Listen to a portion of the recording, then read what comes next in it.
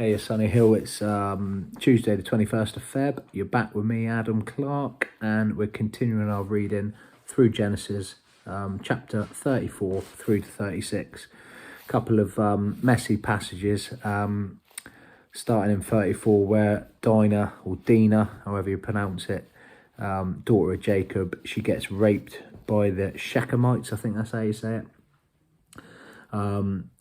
Needless to say, brothers weren't very happy, and that's a lot of brothers to mess with. And two brothers, particularly Simeon and Levi, go to take the matters into their own hands, and they decide to trick them and get them to have a circumcision.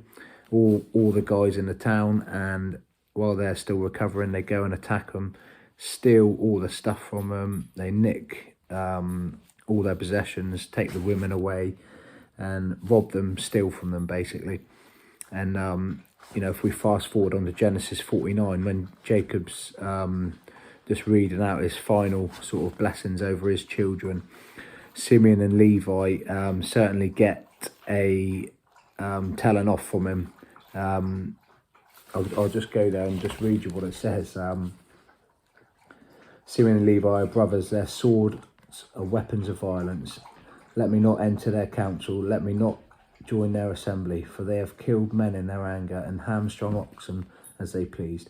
Cursed be their anger, so fierce, and their fury so cruel.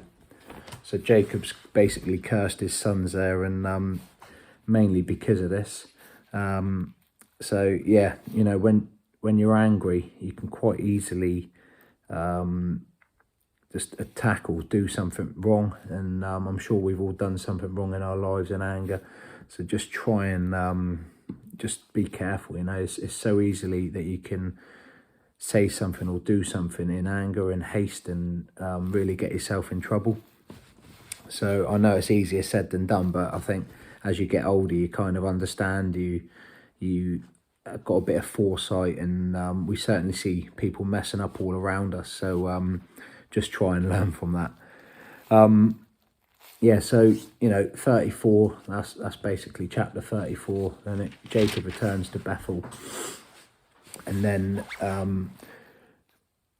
Jacob's got given the name Israel that we start to hear about.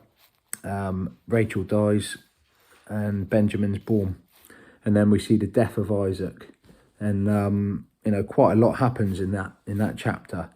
Lots to think about. I won't necessarily go into it all now, but and then obviously chapter 36 just talks about Esau's descendants, and I was just thinking, that could have been the way, had Jacob not deceived Isaac.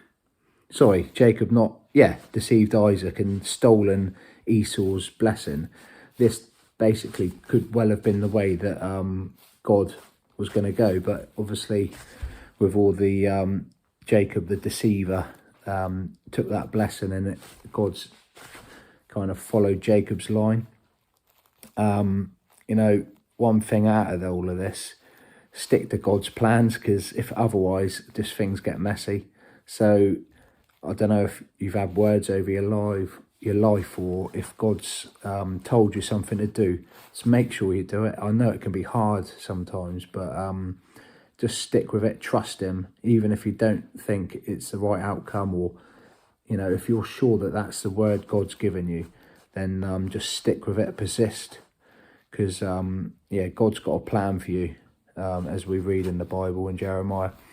So just stick with him, and enjoy the messy scriptures today. And tomorrow we're getting on to something I love. My favourite story is Joseph in the Old Testament, so we're going to start digging into that. Have a great rest of the day, and I'll catch up with you tomorrow.